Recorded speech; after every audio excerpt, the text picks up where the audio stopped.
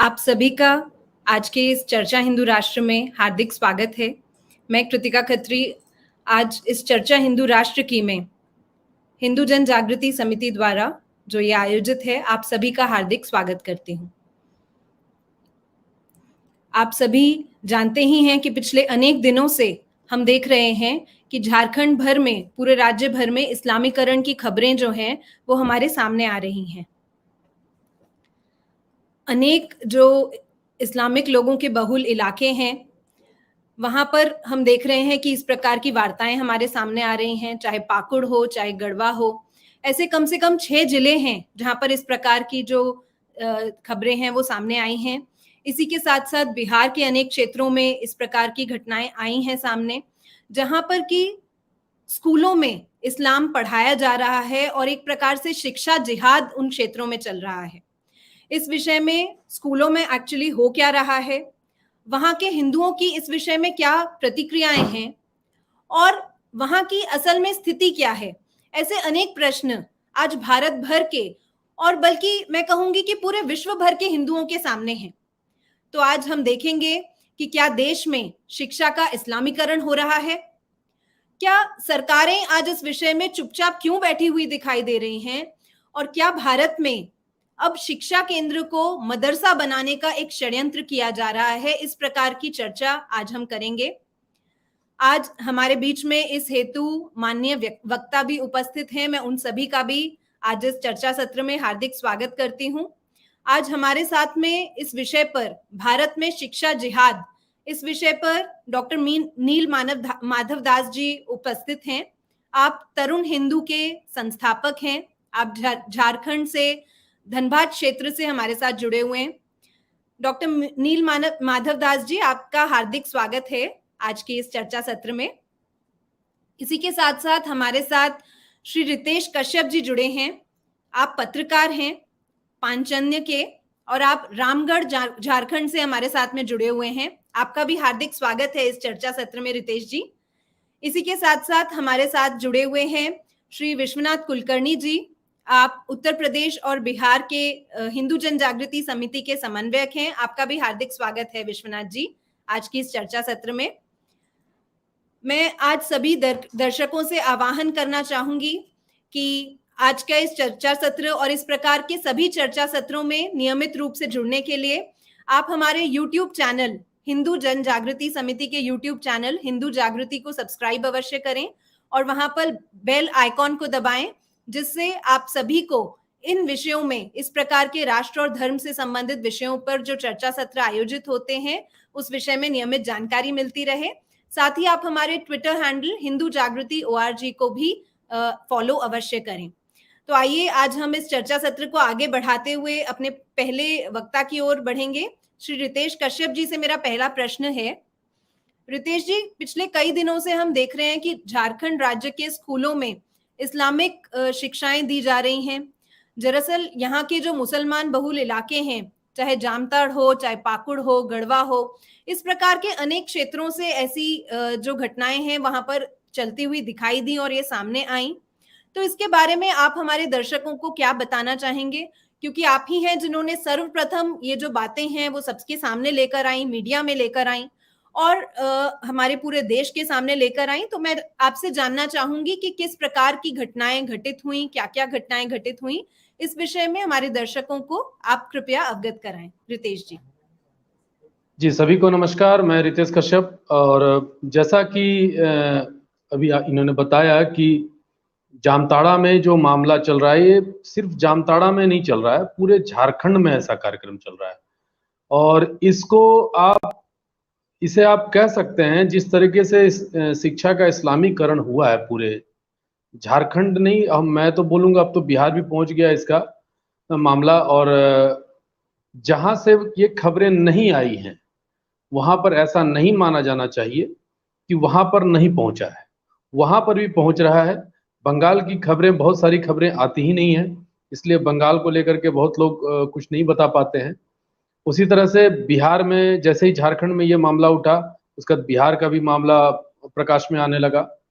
ऐसे कई जगहों पे हो रहा है। इसकी शुरुआत जो हम लोगों को जानकारी हुई, शुरुआत तो काफी पहले हो चुकी थी, ये कई वर्षों से चल रहा है। ऐसा नहीं है कि ये आज कल परसों या 1 आध 2 4 महीने पहले हुआ है। ये चल रहा है, कहीं-कहीं पर तो 10 सालों से चल रहा है, कहीं पर 20 सालों से चल रहा है, कहीं पर 25 सालों से चल रहा है, लेकिन ये चीज़ें छुपी हुई थी। पहली बार जब ये रिपोर्ट मैंने किया था, ये था 21 अक्टूबर 2021। जामताड़ा का बिराजपुर का एक हाई स्कूल है, वहाँ का ही ये रिपोर्ट था। वहाँ पर हमें पता चला था कि एक बिराजपुर के एक हाई स्कूल में शुक्रवार को छुट्टी दी जा रही है और रविवार को स्कूल चलाया जा रहा है। इस पर हमने जब वहाँ पर रिपोर्टिंग की, सब लोगों को जानकारी दी और वो काफ़ी वायरल खबर भी रहा, पूरे देश में चला वो। उस वक़्त तो ख़ैर वहाँ के प्रशासन ने थोड़ा तुरंत संज्ञान लिया, लेकिन कुछ दिनों के बाद जब ये मामला ठंडा पड़ गया, फिर से वही स्थिति। लेकिन अब जो खबरें दिख रही है, अब जो फिर से आई है खबर कि अभी झारखंड के सिर्फ जामताड़ा में ही नहीं, और देखिए आपको ये समझ में भी आ जाएगा कि कैसे ये क्यों हो रहा है और इसके पीछे कौन लोग हैं, ये अपने आप समझ में आ जाएगा। पूरे जामताड़ा में तो लगभग 100 स्कूलों में शुक्रवार को छुट्टी कर दी गई है।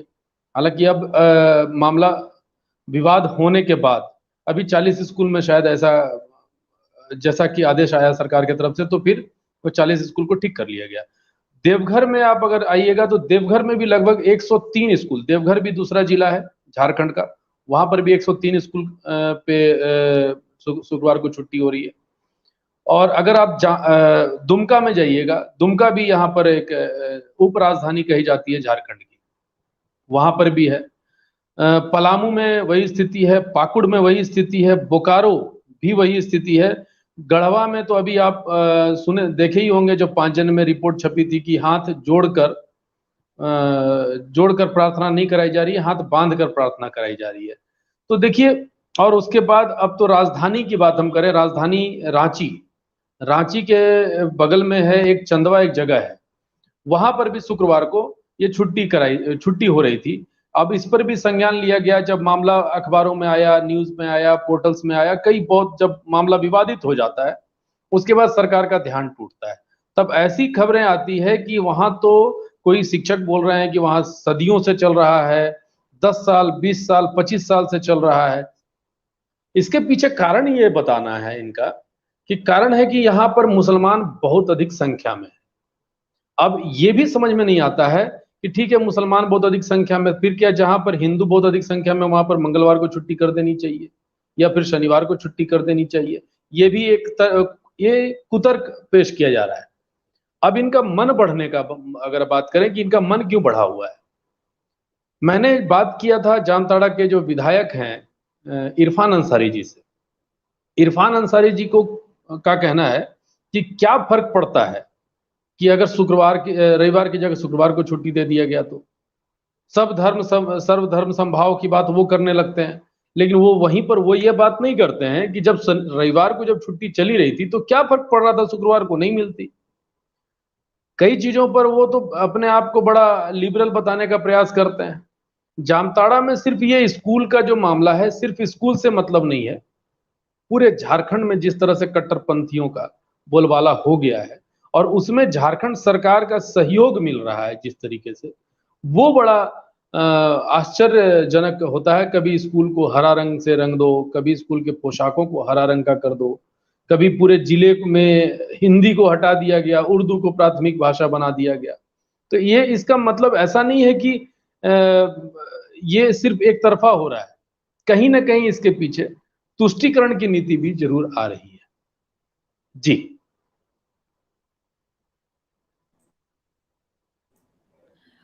जी रितेश जी, आपने जिस प्रकार से बताया तो उससे ध्यान में आ रहा है कि एक-एक जिले को लेकर के कहीं ये इस्लामिक स्टेट बनाने का प्रयास तो नहीं हो रहा, और इसमें प्रशासन के द्वारा भी यदि सहयोग हो या उसके द्वारा भी चुप्पी साधी जाए तो ये हिंदुओं के लिए एक बहुत ही शर्मनाक स्थिति होती है। तो आज हम सभी को आवश्यकता है कि हम संगठित होकर इसके विरोध में आवाज उठाएं। मेरा अगला प्रश्न जो है वो डॉक्टर नील माधव दास जी से है। डॉक्टर नील माधव दास जी, हम सभी जानते हैं कि भारतीय संविधान जो है वो सेक्युलर है। ये सेक्युलर है इसलिए बताकर के भी बार-बार ये बताया जाता है कि भारत का संविधान सेक्युलर है, लेकिन फिर भी इस्लामिक परंपराओं को पालन करने के लिए बार-बार जो है कई स्कूल्स या कई शैक्षणिक संस्थाएँ जो हैं वो आतुर हो जाती हैं और कई लोग आतुर हो जाते हैं, हम देख रहे हैं। तो इस विषय में आप क्या बताना चाहेंगे? और झारखंड को लेकर के विशेषकर जो स्थिति है उस विषय में आप क्या कहना चाहेंगे? नमस्ते। मेरा नाम नील माधव दास, तरुण हिंदू के अध्यक्ष हूँ। झारखंड में रहता हूँ, धनबाद में। और यहाँ गांव-गांव में, कुछ गांव-गांव में हम लोग का संगठन है। और ये जो विषय है, इस पर हम लोग पहले कुछ जगह पर हम लोग ने आंदोलन भी किया है। जैसे जामताड़ा से हमारा घर जो है बहुत दूर है नहीं, वो 100 किलोमीटर के अंदर ही है।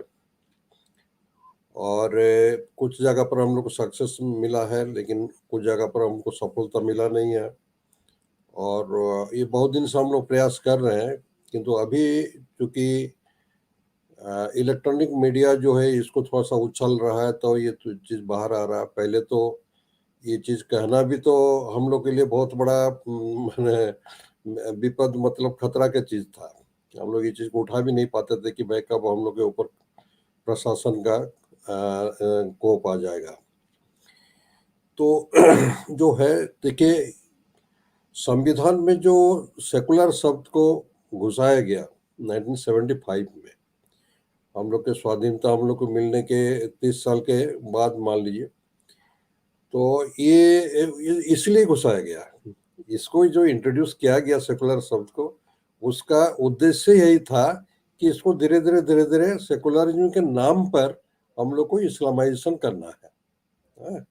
ये इसका मकसद था, क्योंकि सेकुलर इसका अर्थ में निहितार्थ हम लोग का जो पहले जो संविधान बना उसका निहितार्थ सेकुलरिज्म के में था।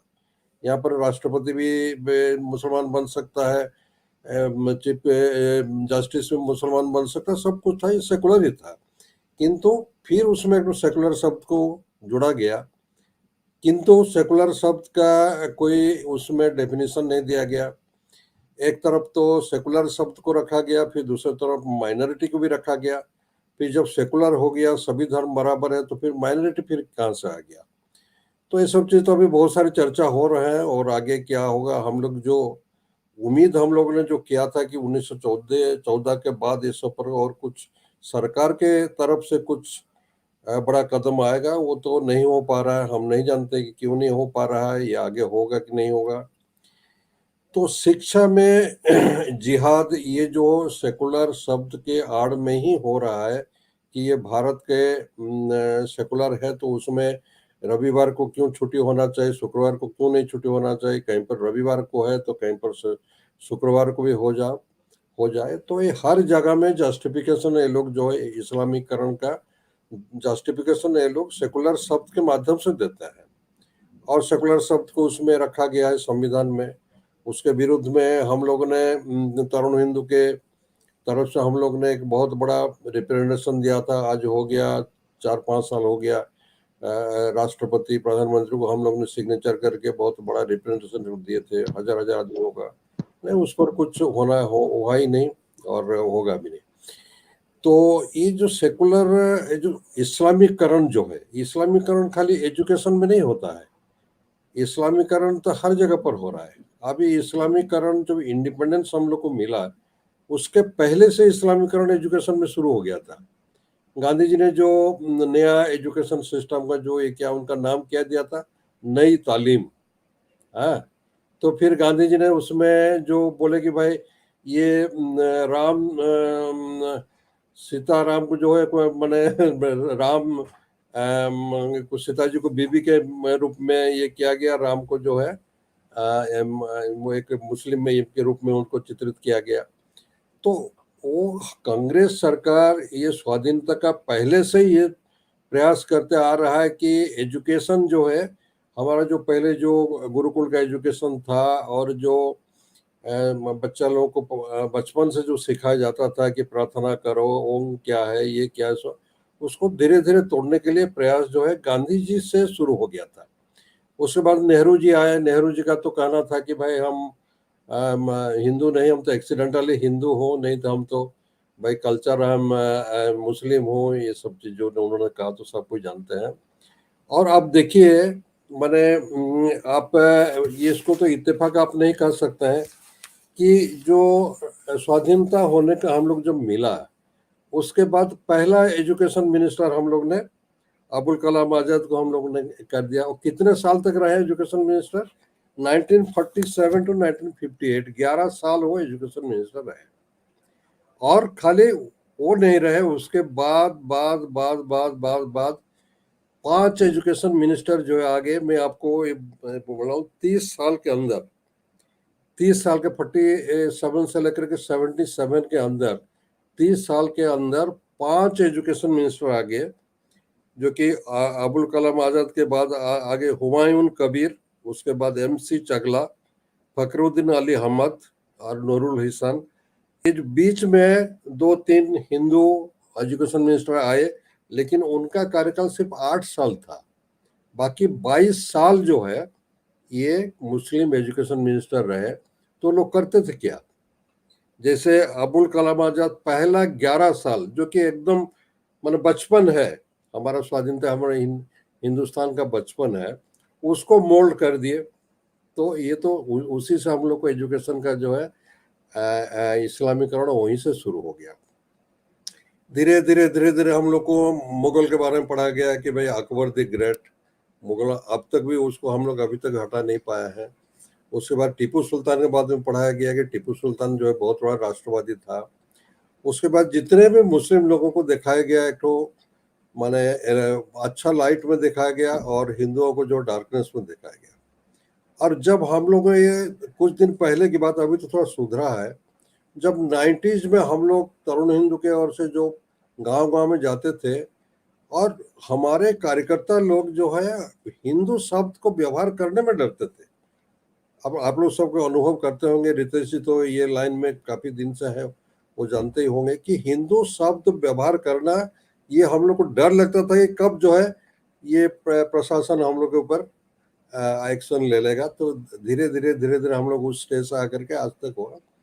तो ये इस्लामीकरण जो है ये तो हो रहा है एजुकेशन का, और सेकुलरिज्म के माध्यम से इस्लामीकरण बहुत फास्ट आगे बढ़ गया है। तो जब तक हिंदू राष्ट्र ये नहीं बनेगा, संवैधानिक हिंदू राष्ट्र नहीं बनेगा, जब हम लोग का ये संविधान में लिखा होगा कि ये हिंदू राष्ट्र है, हिंदू धर्म के नीति नियम के हिसाब से ये चलेगा, जब तक ये नहीं होगा तब तक ये देश में इस्लामाइजेशन बंद नहीं होगा।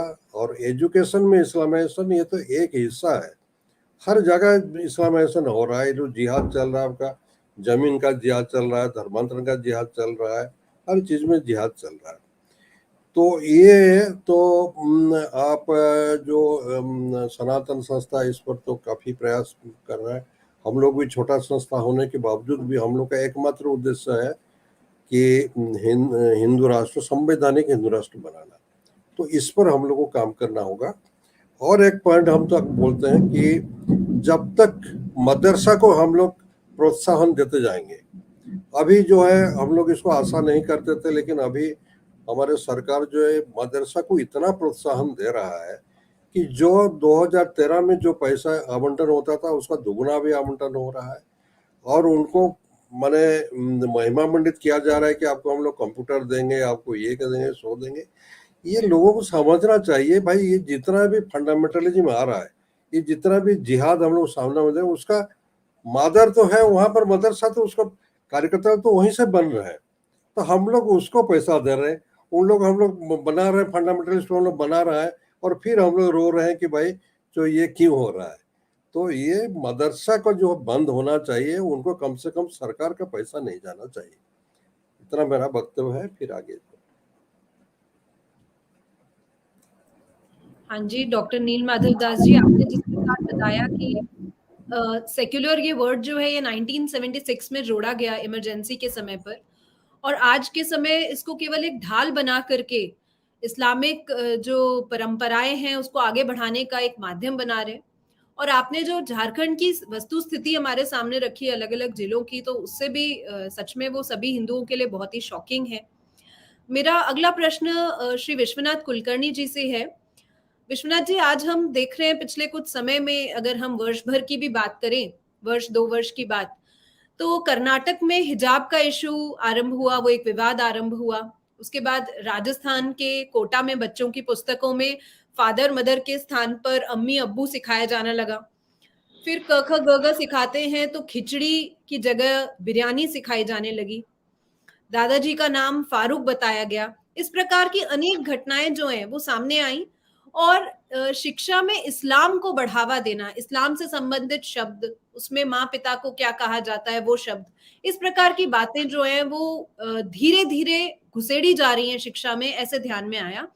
तो क्या देश में शिक्षा का इस्लामीकरण हो रहा है? इसके विषय में आप क्या बताना चाहेंगे विश्वनाथ जी?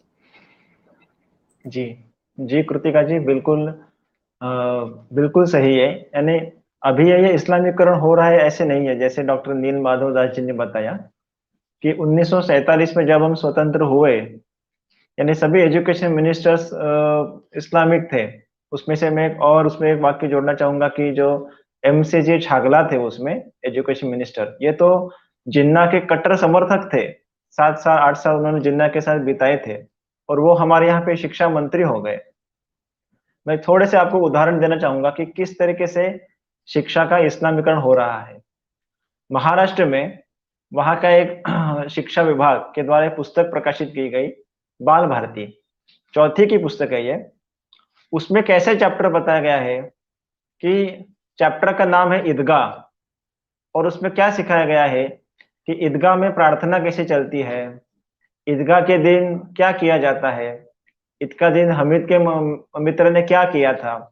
अब ये सभी बातें वहां पाठ्य पुस्तक के माध्यम से सिखाई जा रही है।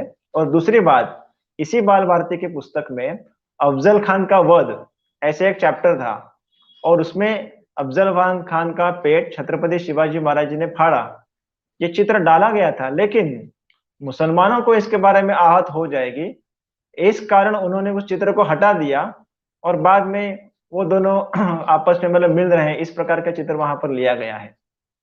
गोवा सरकार का आपको देता हूँ, गोवा सरकार की एक 11वीं कक्षा की इतिहास की पुस्तक थी।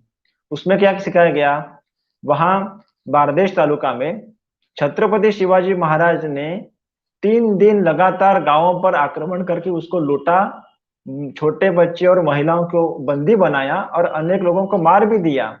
इस तरीके से झूठा इतिहास वहां पर छत्रपति शिवाजी महाराज का सिखाया गया।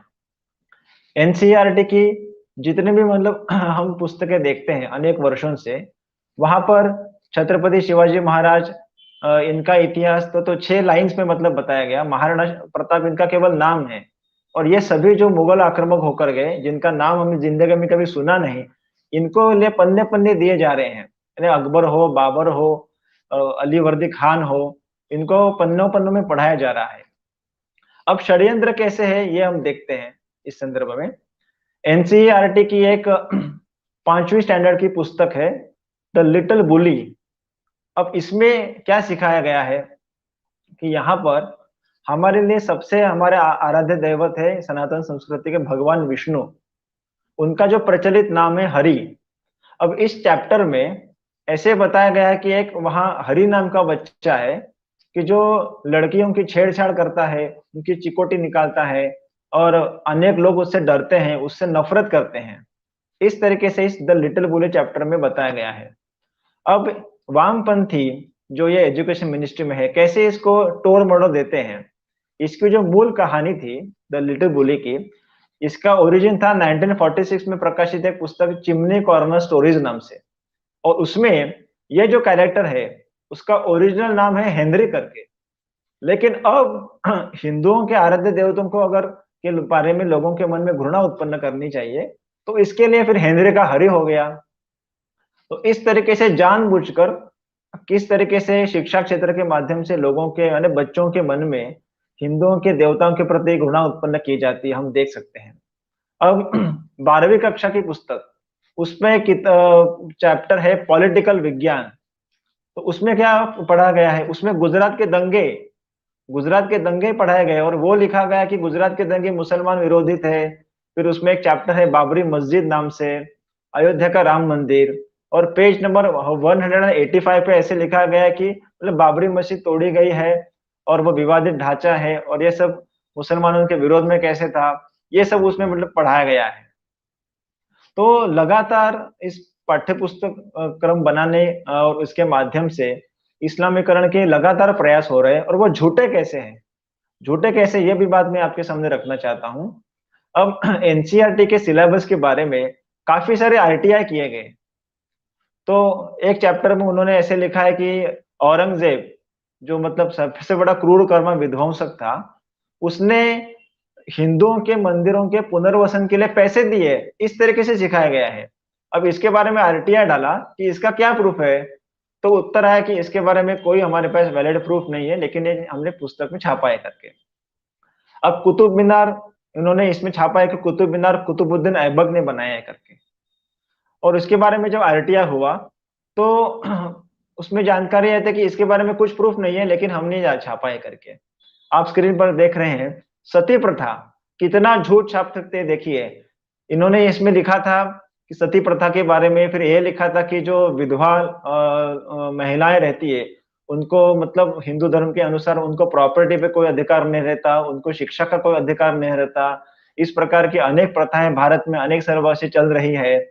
अब जी इसके बारे में भी जब आरटीआई हुआ कि क्या इसके बारे में आपके पास प्रूफ है, तो कोई जानकारी नहीं है। तो लगातार झूठ बताकर, इतिहास को तोड़ मरोड़ करके मुगलों का उदात्तीकरण करना, हमारे क्रांतिकारकों को जगह न देना, ये प्रयास 1947 से अब तक लगातार चल रहे हैं। और इस दृष्टि से हम सभी ने इसमें आगे आकर इसकी जागृति करनी बहुत आवश्यक है और इसको रोकना बहुत आवश्यक है। जैसे लॉ पर अगर आपको राज्य करना है तो इसकी शिक्षा व्यवस्था यही इसको तोड़ना आवश्यक है, और उन्होंने इसीलिए तो वो शिक्षा पद्धति लाई और हम पर राज किया। लेकिन स्वतंत्रता के बाद हमें सुधार करने के लिए एक चांस था, लेकिन दुर्दैव से गलत लोगों के हाथ में ये नेतृत्व गया और हम देख रहे हैं कि आज हमको यही पढ़ाया जा रहा है कि हम बरसों से गुलाम थे, हम पर अनेक लोगों ने राज किया। तो इसको बदलने की बहुत आवश्यकता है, ऐसे मुझे कहना है।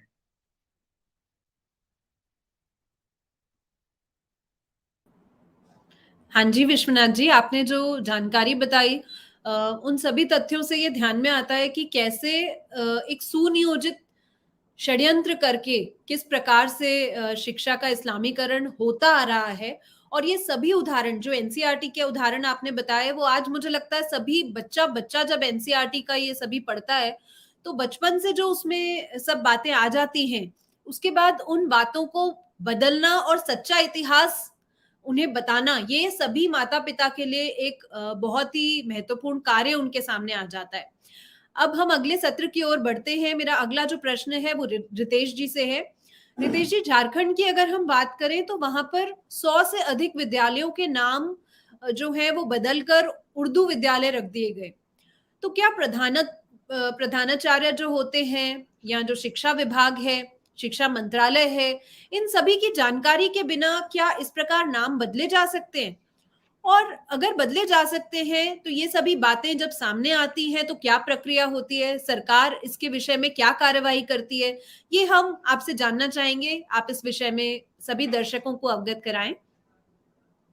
देखिए, सबसे पहले तो 100 विद्यालय की बात जहां तक है तो 100 नहीं है, सिर्फ एक जिला में 100 है। एक जिले में सिर्फ जामताड़ा जिला में 100 है। और दूसरा एक और है आंकड़ा, देवघर में लगभग 103 है। तो ये 2 जिले में तो 200 तो यहीं पर हो गए। और दुमका में 33 सरकारी विद्यालय हैं, तो लगभग 250 के करीब तो पहुंच ही गए। तो ये 3 जिले में ये स्थिति है। तो आप मान लीजिए यहाँ पर 24 जिले हैं। मैं ये भी नहीं कह रहा कि 24 के 24 जिले में 100 के 100 संख्या में ये विद्यालय होते होंगे। लगभग फिर भी अगर एक अंदाजा अगर लगाया जा सकता है, एक आंकड़ा अंदाजा लगाया जाए तो 500 से अधिक विद्यालय यहाँ पर हैं ऐसे जो शुक्रवार को छुट्टी, कहीं पर हाथ जोड़कर प्रार्थना पर रोक लगाया हुआ है, कहीं पर प्रार्थना ही बदल दी गई है। वो सब कुछ खैर आपका जो सवाल था कि इस पर सरकार क्या कर रही है, और प्रशासन क्या कर रहा है। तो आपको बता दें कि ऐसे जनरली मैं भी इस पे स्टडी भी कर रहा था, तो जनरली क्या होता है कि अक्सर कहीं-कहीं पर प्रधानाध्यापक जो है, कहीं से वो स्थानांतरित होकर के आ जाते हैं। तो वो बोलेंगे कि भाई मुझे तो पता ही नहीं था, यहाँ तो पहले से चल रहा था, मैं उसको आगे कंटिन्यू करवा रहा था। और कहाँ से आदेश आया है, नहीं आया है, इसके बारे में भी उनको जानकारी नहीं रहती है। आपको बता देते हैं कि जब भी इसकी पड़ताल की गई, तब यही पता चला कि किसी भी प्रशासन की ओर से, किसी भी प्रशासन के किसी भी विभाग की ओर से ये आदेश नहीं दिया गया है कि शुक्रवार को छुट्टी दी जाए। इसके बाद भी अब क्या है कि इनके पास एक प्लस पॉइंट ये भी है कि ज़्यादातर जिला शिक्षा पदाधिकारी भी वैसे ही ट्रांसफ़र इधर-उधर होते रहते हैं और वहाँ पर कई जगह पर ऐसे विद्यालय पाए गए जहाँ कई वर्षों से, मैं 1-2 साल तो मैंने पहले ही बताया, कई वर्षों से यही प्रक्रिया चल रही है। उन्हें कोई पूछने वाला नहीं था, उन्हें कोई रोकने वाला नहीं, उन्हें कोई टोकने वाला नहीं था। ये तो मामला तो जब तुल पकड़ा तब समझ में आया कि अरे इतना बड़ा गड़बड़ हो गया है। देखिए, दास जी ने भी वही बताया, कुलकर्णी जी ने भी बताया। इसके बाद माने ये तो फैक्ट है कि जिस तरीके से पूरे झारखंड में तुष्टीकरण की नीति चल रही है, अब क्या होता है कि सरकार के साथ ये लोग हर समय ये जो क्या बोलते हैं कट्टरपंथियों का जो एक योजना होता है, ये लोग हर समय एक योजनाबद्ध तरीके से काम करते हैं। ये लोग पहले कुछ न कुछ गतिविधि करते हैं, जैसा कि अभी बताया कि 1947 से ये लोग काम कर रहे हैं। तो ये लोग एक-एक कार्यक्रम करेंगे, कोई गतिविधि करेंगे, कोई इस्लामिक एजेंडा को अपना आगे बढ़ाने का प्रयास करेंगे और उसके बाद क्या होता है जब कोई अगर रोका, टोका, तो फिर ये लोग आ जाएँगे कि नहीं-नहीं ठीक है, मुझे कोई आपत्ति नहीं है, मैं संडे को छुट्टी कर दूँगा, जैसा कि अभी कई स्कूलों से बातें आ रही हैं। वर्तमान में झारखंड के शिक्षा मंत्री जगन्नाथ महतो जी ने इसके जाँच के आदेश दिए हैं। कई जगहों से जाँच के रिपोर्ट भी मँगाए गए हैं। कई अधिकारियों पर इसके गाज गिरने की बात भी कही जा रही है। लेकिन मुझे ये नहीं ऐसा नहीं लगता है कि भविष्य में जाकर के कोई बड़ा एक्शन लिया जा सकेगा। अब मामला अभी गर्म है, हॉट टॉपिक है, इसलिए हो सकता है शायद सरकार की ओर से संज्ञान लिया जा रहा है। क्योंकि अगर सरकार की ऐसी मंशा नहीं होती, तुष्टीकरण की मंशा ना होती, तो बाकी गतिविधि भी वैसा नहीं होता। वर्तमान की स्थिति यह है, ये इसमें भी फैक्ट है कि सरकार की ओर से संज्ञान लिया जा रहा है। सरकार जगह-जगह पर कार्रवाई करने की बात भी कह रही है। लेकिन ये जो सदियों से चला आ रहा प्रथा है, इस पर ये दोबारा ना हो और जितने की जानकारी मिल गई है, यहाँ तो चलो आप बंद करवा दोगे, लेकिन ऐसा भी कई जगह पता चला है जब-जब जैसे-जैसे मामला खुल रहा है, वैसे-वैसे सरकार उस पे संज्ञान ले रही है। लेकिन सरकार को एक पुख्ता तौर पे एक एक्शन प्लान तैयार करना पड़ेगा पूरे झारखंड में जहाँ-जहाँ भी इस तरह का मुस्लिम बहुल इलाका है, उस पे खास तौर पर निगरानी रखने की आवश्यकता है कि कहाँ पे मुस्लिम बहुल इलाका है, क्योंकि उन हर जगहों पर इनके द्वारा आपत्ति हो रही है। एक और बात हम बताना चाहेंगे इसमें, कि मैंने पहले भी बताया है लेकिन ये हो क्यों रहा है और कैसे हो रहा है? मैंने बताया कि कहीं न कहीं उसमें नेताओं का भी सहयोग होता है, पॉलिटिकल लीडर्स का सपोर्ट होता है। लेकिन एकाएक आप देखिएगा तो पहले के मुकाबले अभी जो है इस्लामिक कट्टरपंथ ज़्यादा बढ़ता दिखाई दे रहा है। इसके पीछे थोड़ा-सा अगर आप मैं झारखंड को देखता हूँ इसलिए झारखंड के परिप्रेक्ष्य में ही बात करूँगा। तो इसके पीछे कहीं न कहीं आपको जो हमारा झारखंड जो है एक पाकुड़ का इलाका है, पाकुड़ के आस-पास से बांग्लादेश, वहाँ एक नदी है गंगा नदी पार करके बंगाल और बंगाल से आप चले जा सकते हैं, राजमहल का क्षेत्र है, वहाँ से आप आराम से बांग्लादेश पहुँच सकते हैं। तो आप समझ और उसी के आसपास मैं बिहार की भी बात को इंक्लूड कर रहा हूँ फिर से। उस गंगा नदी को पार करके हम बिहार में कटिहार वगैरह क्षेत्र में जा सकते हैं, जहाँ पे अवैध गिट्टी वगैरह जाती है झारखंड से। उस पर भी अभी संज्ञान ले रहा है ईडी। तो अब उन क्षेत्रों में भी आराम से बांग्लादेशी घुसपैठ कर सकते हैं वहाँ पर और कर सकते नहीं, कर चुके हैं। और इसीलिए मैं बता रहा हूँ कि जितने भी उस सीमांचल जो क्षेत्र है 4-5 जो मैं जिले की बात करूँगा, जैसे किशनगंज, अररिया, कटिहार, पूर्णिया, यहाँ पर भी आपको सुनने में आया कि 500 सिर्फ इन जिलों में ही सिर्फ 500 विद्यालय में क्या बोलते हैं, शुक्रवार को छुट्टी करार कर दी गई है। और ये सब कुछ बिना सरकारी आदेश का, सिर्फ अपनी संख्या के बल पे, बस कहीं पर भी आबादी 60%, 70% मुसलमानों की आबादी हो गई, उसके बाद उनका वहां पर नियम चालू हो जाता है। वहां पर उन्हें न सरकार से मतलब है, न तो जनता से मतलब है। और आपको यही बता रहा था कि मैं, ये जो बांग्लादेशी घुसपैठी जब आते हैं और उनके द्वारा जब यहाँ पर आने के बाद पीएफआई का भी बहुत बड़ा प्रकोप है। पीएफआई एक इस तरीके से काम कर रहा है, इस पर हमें हिंदू संगठन को, सरकार को भी समझना पड़ेगा, सबको समझना पड़ेगा। बहुत ही गजब की रणनीति के साथ ये काम कर रहा है। ये धीरे धीरे हर जगह पर अपनी पैठ बना रहा है, वो चाहे फिर प्रशासन के स्तर पर हो, चाहे पॉलिटिकल लीडर्स के से संपर्क में हो। वोट का राजनीति को लेकर के बात करें तो भाई वोटिंग को लेकर के भी ये लोग अपनी पैठ बना रहे हैं।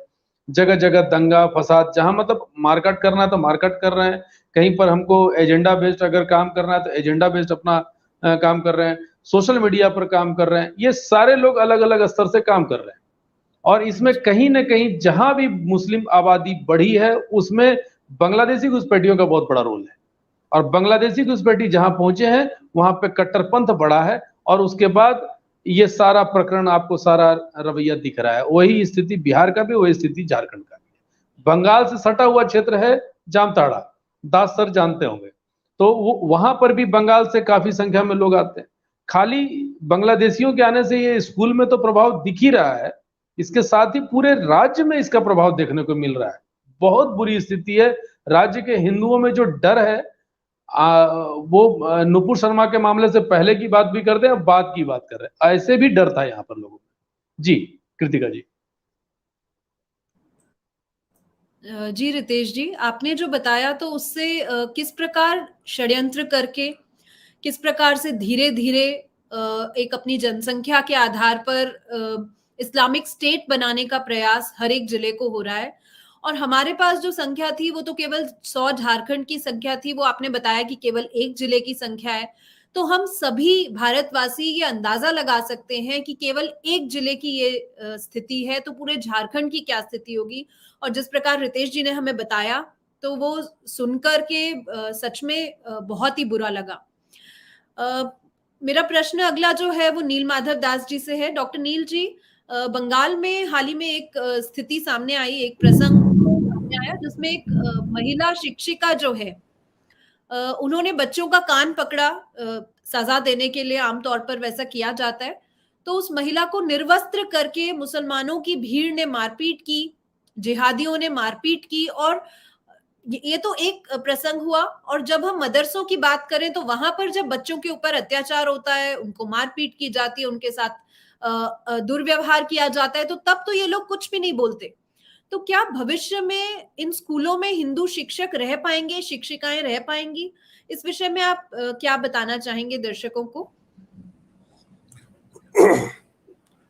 देखिए, मेरा तो ये कहना है कि ये लोग जहाँ रहते हैं, जहाँ मेजॉरिटी या मेजॉरिटी के आसपास में जाते हैं, तो वहाँ से हिंदुओं को माने खदेड़ना, ये इन लोगों का काम है।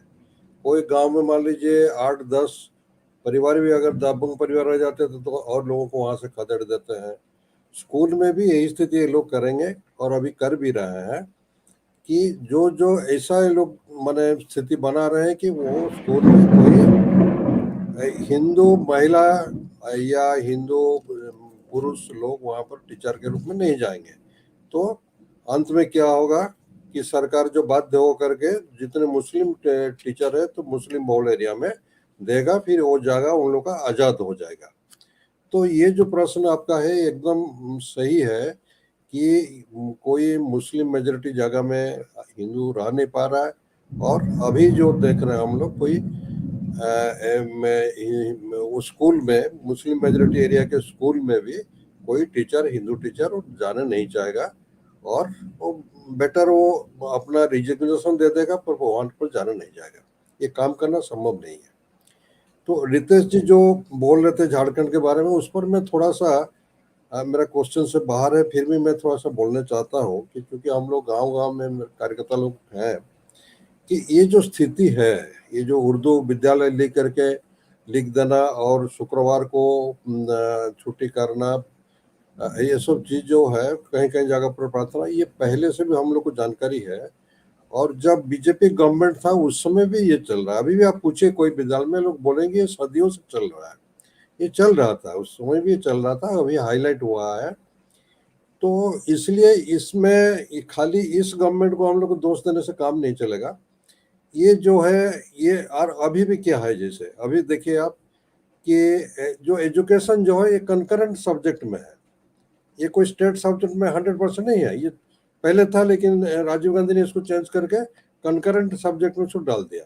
तो यहाँ पर जो भी यहाँ पर स्कूल में जो हो रहा है, इसमें सेंट्रल गवर्नमेंट का भी हक है कि वो यहाँ इसमें इंटरफेयर कर सकते हैं। लेकिन अभी तक जो है सेंट्रल गवर्नमेंट जो इस पर एक प्रश्न भी नहीं पूछा, झारखंड गवर्नमेंट को एक आंसर भी नहीं मांगा। और एक पॉइंट उसमें हमको कहना जरूरी है कि इसके पीछे पीएफआई, अब तो रितेश जी ने उसका नाम भी लिया, पीएफआई इसके पीछे है। अभी पीएफआई जो है सारे भारतवर्ष में हर जगह में वो दंगा के पीछे वही रहता है। ये जितना जिहाद है, ये एजुकेशन जिहाद के पीछे, विशेष करके झारखंड, इसके पीछे भी पीएफआई है। और पैसा उन लोग के पास, पैसा के बल पर जो है वो लोग दंगा कराते हैं और अस्त्र शस्त्र रखते हैं। मिनिस्टर लोगों को पैसा के बल पर वो करते हैं, पुलिस को अपने पास करते हैं, प्रशासन को अपने देते हैं। जबकि झारखंड के पॉपुलेशन, मुस्लिम पॉपुलेशन सिर्फ 10% के नीचे है। पहले 5-6 था, अभी हो सकता बढ़ करके 7-8% हुआ होगा। उसके बावजूद भी ये स्थिति है। तो ये पीएफआई जो है, ये पीएफआई जो इतना अत्याचार कर रहा है, इतना सारा भारतवर्ष में जो है इसके विरुद्ध में, इकोनॉमिक में, दंगा में, एजुकेशन में, हर जगह उसका नाम आ रहा। तो इसको बैन क्यों नहीं किया जा रहा है?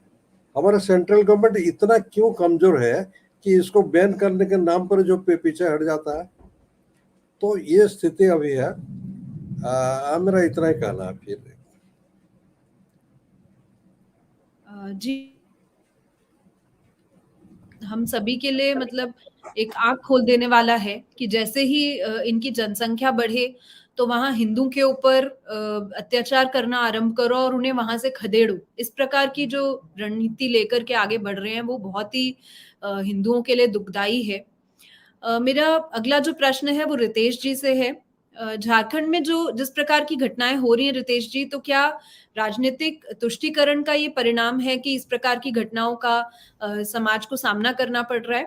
और दूसरी बात ये भी कि ये जो घटनाएं हो रही हैं, जैसे हमने एक हिंदू शिक्षिका की घटना देखी, या फिर जैसे आपने बताया कि शुक्रवार को छुट्टी रखना, या अन्य जितनी भी घटनाएं हैं, तो हिंदू समाज के ऊपर इसका क्या प्रभाव हो रहा है, उनकी क्या प्रतिक्रियाएं हैं, इस विषय में भी हम आपसे जानना चाहेंगे रितेश जी। जी बिल्कुल। जैसा कि आपने कहा कि तुष्टीकरण की बात, तो जब से झारखंड में सरकार बनी है तभी से इसका आपको क्या बोलते हैं, छवि दिखना शुरू हो गया था, इसका प्रभाव दिखना शुरू हो गया था। पहली बात ये कि एक तो दो जो गठबंधन की सरकार जो वर्तमान की है, कांग्रेस पहले से तुष्टीकरण में महारत हासिल है कांग्रेस को, और उसके साथ अभी झारखंड मुक्ति मोर्चा जुड़ी हुई है, और इन दोनों की सरकार है, और उनके साथ राजद का भी सरकार है, मतलब तीनों का गठबंधन है। और इन तीनों में मुस्लिम तुष्टीकरण को लेकर के एक दूसरे से भी कंपटीशन चल रहा है। कांग्रेस के लोग इस बात को लेकर के परेशान हैं कि नहीं, हम ज्यादा मुस्लिम हितैषी हैं। ये बात तो झामुमो फिर मुस्लिम हितैषी कैसे बन सकता है? और झामुमो क्या कर रहा है, झारखंड मुक्ति मोर्चा, कि भाई मुझे अपने अधिक से अधिक, जितना अधिक हो सके, मुझे मुस्लिम वोट, मुस्लिम तुष्टीकरण करते रहें, ताकि मुझे उसका वोट, मेरा वोट प्रतिशत बढ़ता रहे। प्लस यहाँ पर सिर्फ एक मुस्लिम तुष्टीकरण की अगर सिर्फ बात करें तो सही नहीं होगा। यहाँ मुस्लिम तुष्टीकरण और ईसाई तुष्टीकरण दोनों हो रहा है, और खुलकर हो रहा है, इसमें कहीं कोई संशय नहीं है। चाहे वो मतांतरण की बात हो, चाहे वो किसी मजहब को लेकर के सपोर्ट करने की बात हो। डॉक्टरों को वेतन नहीं मिलता, कोरोना का समय था, मैं आपको छोटी सी बात बता रहा हूँ, डॉक्टरों को वेतन नहीं मिल रहा था, और कोरोना में डॉक्टर दिन रात मरीजों की सेवा में लगे हुए, सरकारी डॉक्टर्स की बात कर रहा था। कर रहा हूं। तो अब आपको बता दें कि उस वक्त ईद के समय में ईदी बांट रहे हैं हमारे मुख्यमंत्री जी, लेकिन उन्हें वहीं पर डॉक्टरों को वो वेतन देना उचित नहीं समझ रहे हैं।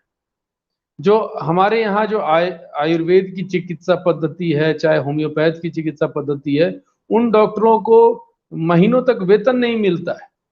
उन्हें कहीं से भी वो आंदोलन कर रहे हैं वो लोग, लेकिन सरकार को मतलब है कि हम ईदी बांटे। सरकार को मतलब है कि हमारे मदरसों के जो भी शिक्षक हैं, जो भी वहां पर पढ़ाने वाले मौलवी मौलाना हैं, उनके पैसे नहीं रुकने चाहिए।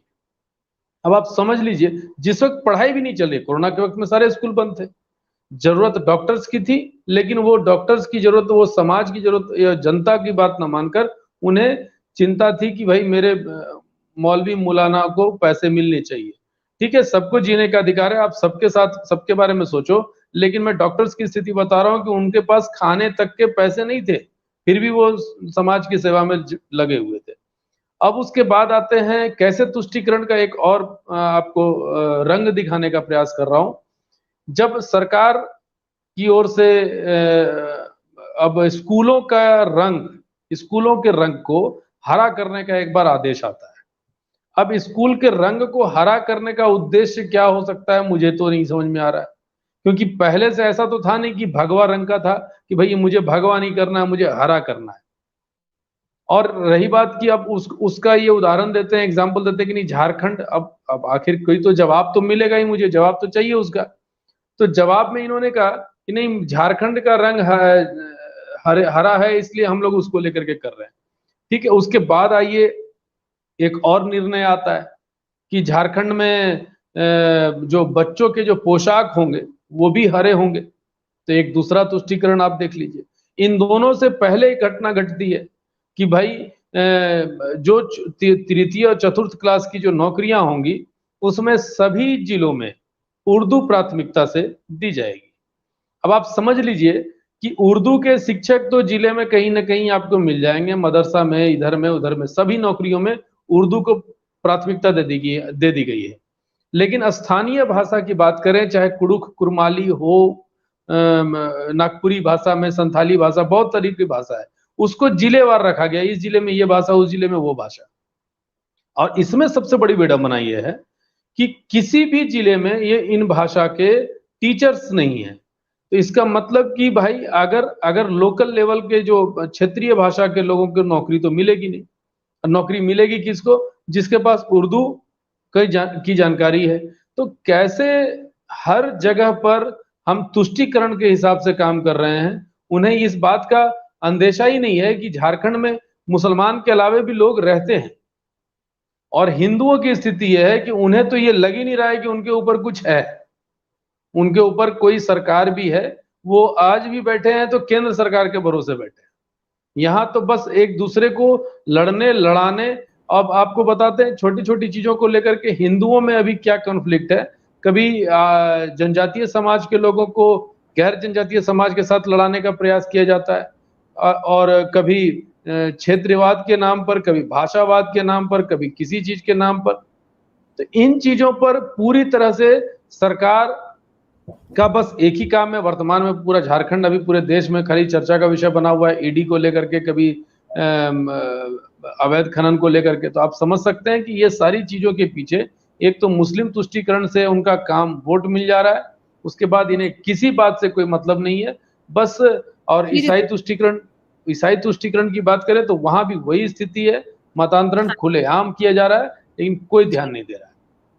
जी, मेरा अगला प्रश्न डॉक्टर नील माधव दास जी से है, और अब हम इस सत्र की, आज के चर्चा सत्र के अंतिम पड़ाव की ओर हैं। तो मैं चाहूंगी कि अगले जो प्रश्न हैं तो उनका संक्षेप में हम दर्शकों को अवगत कराएं उन विषयों में। तो झारखंड में पिछले कुछ समय में देखें तो अनेक जिलों में ऐसा बताया जा रहा है कि 70 से 75% मुसलमान जनसंख्या है, इसलिए प्रार्थना जो की जाएगी वो हाथ जोड़कर नहीं की जाएगी। तो इसी न्याय से देश भर में तो हम बात करें तो 80% से अधिक हिंदू हैं। तो फिर क्या स्कूलों में या विद्यालयों में हनुमान चालीसा और भगवत गीता का पाठ पढ़ाया जाना चाहिए? तो इस विषय में आप क्या बताना चाहेंगे डॉक्टर नील माधव दास जी?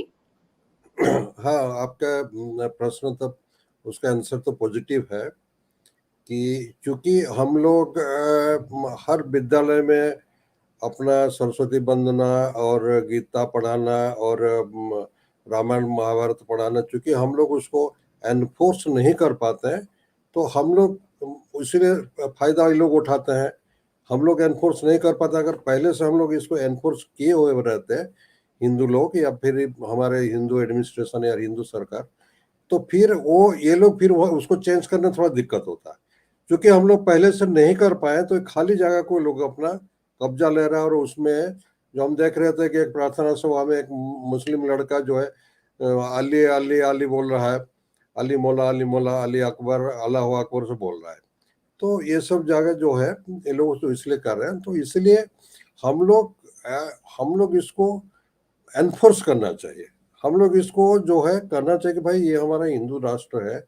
जहां जहां पर लोकल जो संगठन है, जो भी संगठन के लोग इसको सामने आना चाहिए, जो पॉलिटिकल लीडर लोग हैं, जो एमएलए लोग हैं, वो लोग सामने आना चाहिए, जब इसको इन्फोर्स करना चाहिए कि भाई ये भारत 85% जब हम लोग मेजोरिटी अभी तक भी है, तो हर जगह हम लोग का अपना धर्मशास्त्र पढ़ाया जाएगा। तो इसमें थोड़ा सा मैं और आपका अगर अनुमति हो, खाली 1 मिनट में 2 शब्द आपको बोलो कि एक ये मैसेज ना जाए आज के इसमें कि ये जो तुष्टिकरण जो ये खाली कांग्रेस कर रहा है या जेएमएम कर रहा है और राजद कर रहा है, ये मैसेज ना जाए, इसके लिए मैं थोड़ा सा बोलना चाहता हूँ कि जो तुष्टिकरण मुसलमानों का, इस्लाम का जो और ईसाइयों का जो हो रहा है, या पहले भी हो रहा था, अभी हो रहा है, इसमें बीजेपी एवं आरएसएस ये भी एक स्तर का जो है भागीदारी है। ये इसमें हम लोग नहीं कह सकते कि भाई ये लोग का कम भागीदारी है। जब रघुवर दास का गवर्नमेंट जो पहले आया, उनका पहला जो कैबिनेट मिनिस्टर का डिसीजन हुआ, उसमें 108 करोड़ का जो है इन लोगों ने सैंक्शन किया कि यहाँ पर हज हाउस बनेगा रांची में। उसके बाद अगर रितेश जी को जो अगर याद होगा, तो विश्व हिंदू परिषद, चूंकि हम विश्व हिंदू परिषद का अध्यक्ष भी कुछ दिन रहे, तो हम बोल रहे हैं कि विश्व हिंदू परिषद एक बार जाकर के राजभवन के सामने में ये धारणा दिया कि भाई ये रघुवर दास गवर्नमेंट आने के बाद जो है हिंदुओं के ऊपर अधिक अत्याचार हो रहा है। और जो केस यहाँ पर कतरास में घटना घटा था, और वहां पर जो केस सब हुआ, हिंदू मुसलमान दोनों के ऊपर केस हुआ, हिंदुओं के ऊपर फल्स केस हुआ, जो कि मुसलमानों को वहां पर अटैक किया था। और रघुवर दास ने, उनका प्रशासन ने सब मुसलमान के ऊपर से केस हटा लिए, लेकिन जबकि हिंदुओं के ऊपर से केस नहीं हटाया गया। ये हम कतरा से यहाँ पर सिर्फ 25 किलोमीटर दूरी पर मैं रहता हूँ। तो ये जो है, और आप देख रहे हैं सेंट्रल गवर्नमेंट भी जो है उसका भी जो आप रवैया देख रहे हैं कि कितना मदरसा कितना पैसा दे रहे हैं, और जो है आरएसएस जो है इफ्तार पार्टी दे रहे हैं, और सब अभी क्या क्या सब सुन रहे हैं कि जो है मुस्लिम लड़कियों को क्या क्या देगा, क्या क्या देख रहे हैं। तो ये जो है ये एक बहुत बड़ा सामाजिक रोग हो चुका है।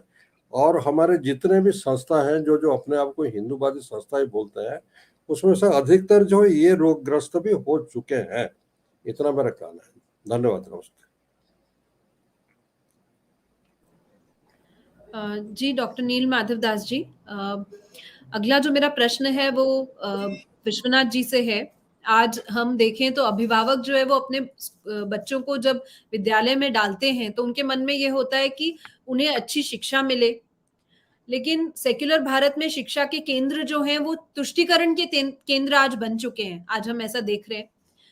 एक प्रकार से जो झारखंड के उदाहरण हमने देखे आज और इतनी विस्तृत रूप से जानकारी प्राप्त की, तो ऐसे तो लगता है कि एक हिंदू अभिभावक जो है, जागृत हिंदू होने के नाते हम ऐसी स्थिति में क्या कर सकते हैं, इस विषय में आप हिंदू समाज को अवगत कराएं विश्वनाथ जी, दर्शकों को।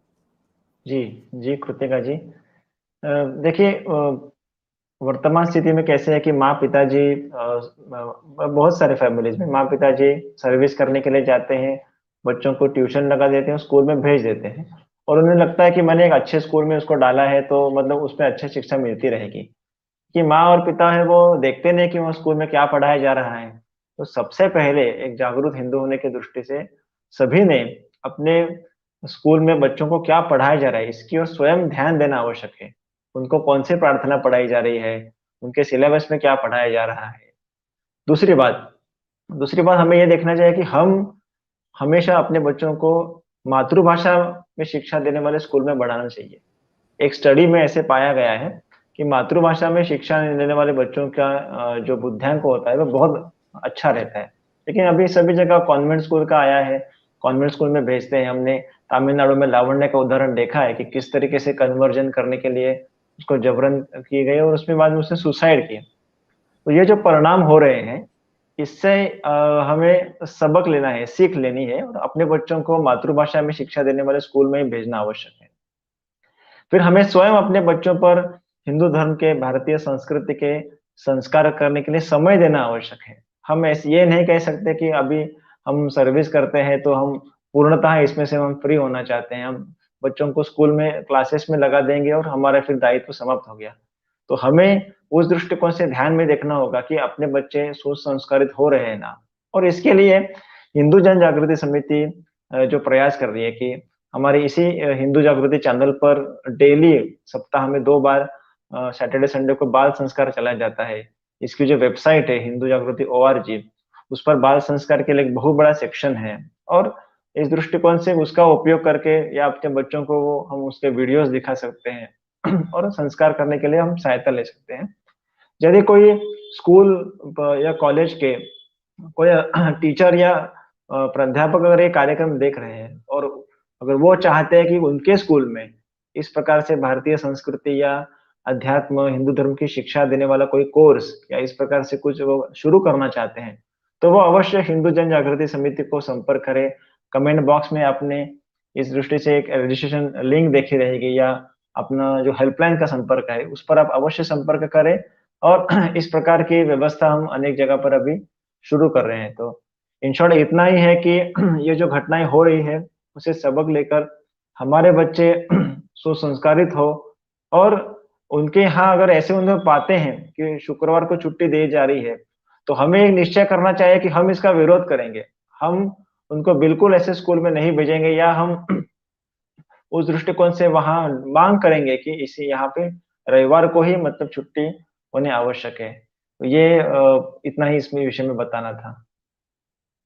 जी विश्वनाथ जी, आपने जो बताया वो मुझे लगता है कि बहुत महत्वपूर्ण है क्योंकि आज हम सभी को ये देखने की आवश्यकता है कि हमारे बच्चे जिन स्कूलों में जा रहे हैं उनमें उन्हें किस प्रकार की शिक्षा मिल रही है, उनकी किताबों में क्या लिखा हुआ है, क्या सही इतिहास है या नहीं है।